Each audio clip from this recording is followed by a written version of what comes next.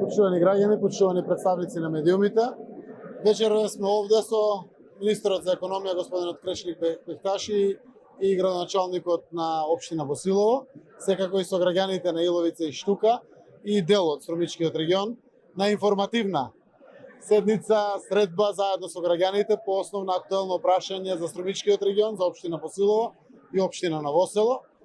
Одржавме досега неколку средби со представниците на компанијата Евромакс Ресурсис, кои што се добитници на договор за експлоатација, а нема дозвола за експлоатација, со представниците на граѓанските здруженија, но ветивме и со граѓаните дека ќе дојдеме да се информираме, да ги слушнеме, да научиме од нив, но и ние да ги пренесеме информациите кои што ги имаме. Се работи за значајни одлуки кои што ќе влијаат на едината секако на овој микрорегион Иловица Штука, на општина Босилово, општина Новосело, но и на целиот Струмички регион, веројатно и на Република Македонија.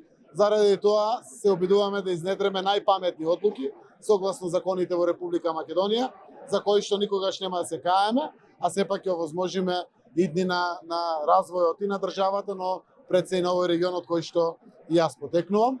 Денеска немаме намера овде да носиме некои заклучоци, како што реков, информативна е седицата. Поради тоа верувам дека тоа ќе помогне и на владата, но и ќе им помогне на граѓаните за полесно да ги разбереме работите.